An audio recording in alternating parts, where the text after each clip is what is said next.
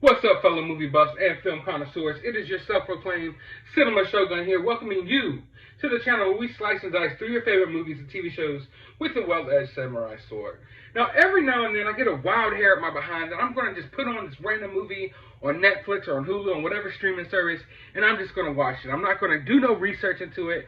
I'm just going to put myself out there, put my life on the line, and watch one of these movies. And 9 times out of 10, I am so disappointed, and I waste my life with these streaming service movies. But every now and then,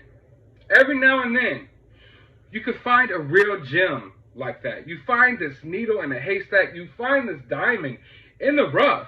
And that's what I feel like I found with the movie Spree. Now, I'm going to let you know right now, this review is not going to go too deep into spoilers.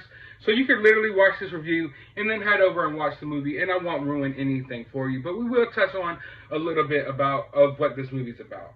Now, right away, seeing the main actor, I'm just sitting here like, man, he looks familiar. He looks really familiar. And lo and behold, it's Joe Keery, Steve from Stranger Things. Now, I'm a big Stranger Things fan.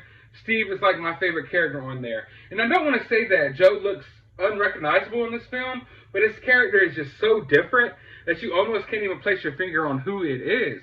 Because, I mean, in Stranger Things, he's playing this cool, popular kid, and here he's like the exact opposite. He's an awkward kid, definitely not that popular, and he's looking like he's just a kid, like a lot of young people these days, struggling to find relevance online and things like that. As a YouTuber, I could definitely connect with some of how he's feeling in this movie, but he definitely takes it too far. So, Kurt Kunkel, he's obsessed with being a social media star, but he rarely racks in any views, barely gets any subs, any attention. His live streams, his videos barely rack in double-digit views, so he's lucky if he gets 5 or 6 viewers. And he's trying to figure out a way to become relevant online, but he doesn't know how. He's under this constant pressure of society to be relevant online, and he feels as if you're not seen online, and if you aren't known online by the masses, then you basically don't exist in today's world. That's how he feels. So he comes up with a plot that he's going to start driving Spree. Spree is basically like Uber or Lyft. It's a rideshare company, and he hooks up his car with all these hidden cameras to capture whatever adventure he goes on when he picks these people up. He quickly realizes that that's not getting enough attention, so he comes up with this thing called The Lesson.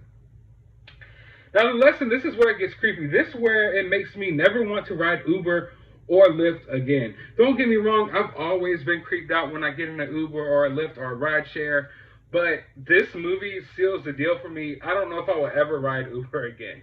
So he starts carrying these water bottles on his trips that he's actually injected with poison. So he's literally poisoning these people in the backseat of his car while recording it, while live streaming it for the world, even though he only has a few viewers.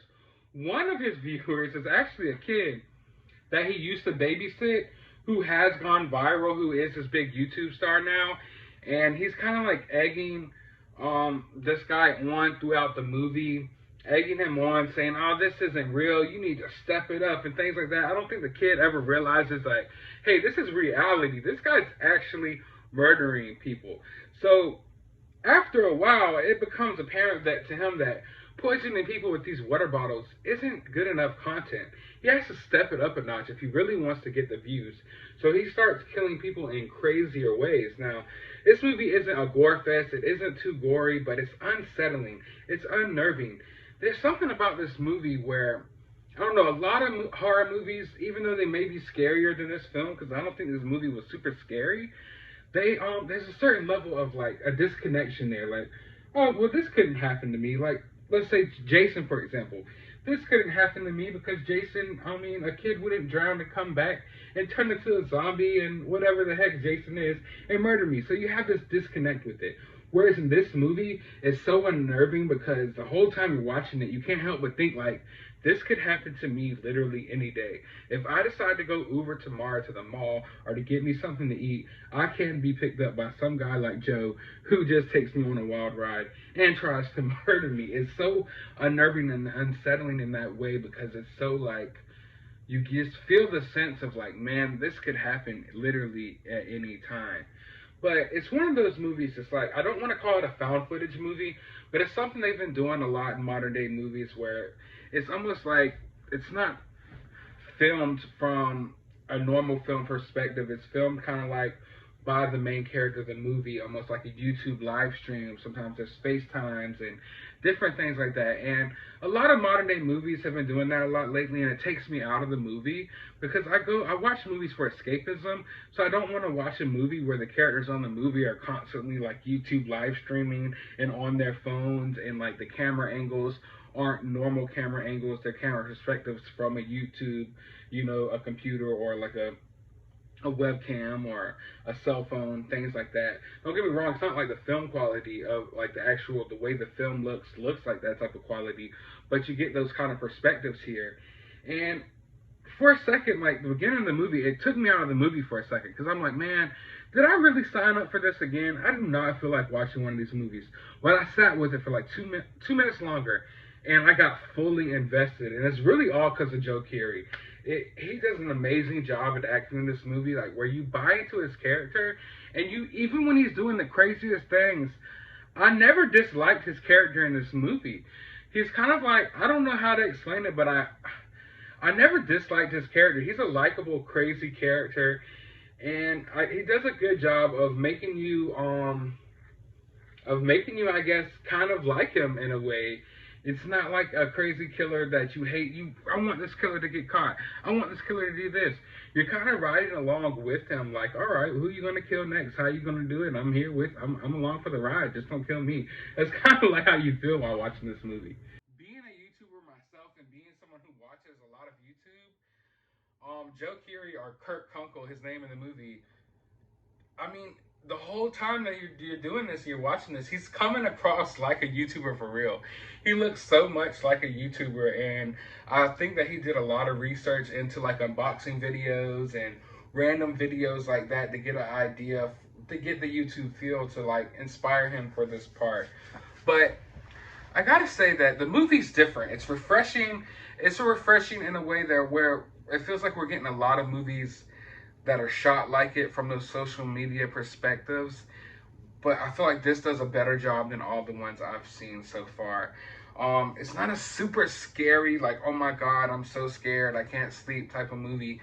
It's not a super blood and gore and guts type of movie.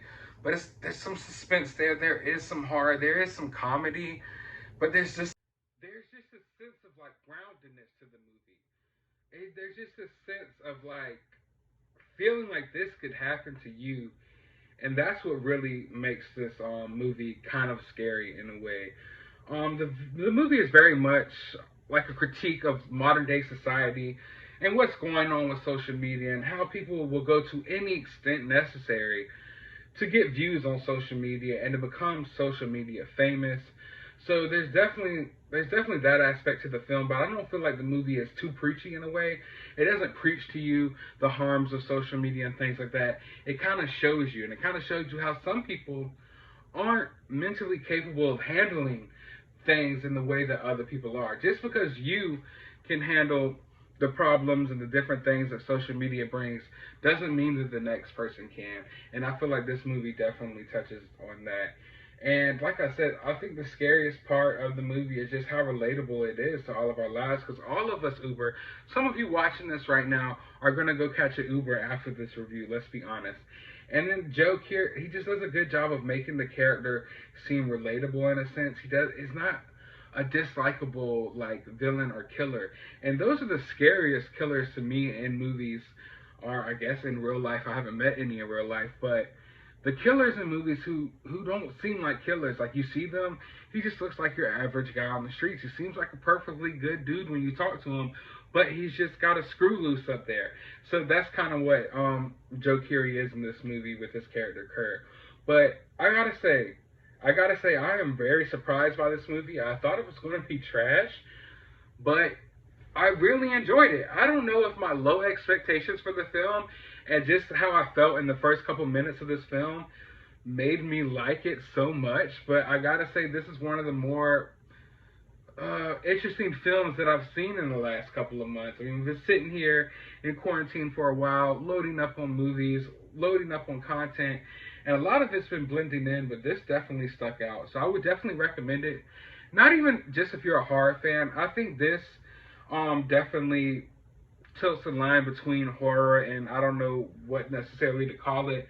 But it's not just a hardcore horror movie. If you're a horror fan, you're going to enjoy this movie. If you're not a horror fan, I think you could enjoy this movie as well. But if you have seen the movie, I want to know your thoughts. Let me know down in the comments below. What did you think of the film? If you haven't seen the film, I want you to go watch it. Then come back here and let me know what you think. But while you're down there, be sure to hit that subscribe button. It goes a long ways to helping the channel. Be sure to hit that thumbs up. And as always, I want you to find some time out of your day to go watch a movie. That movie today should be Spree.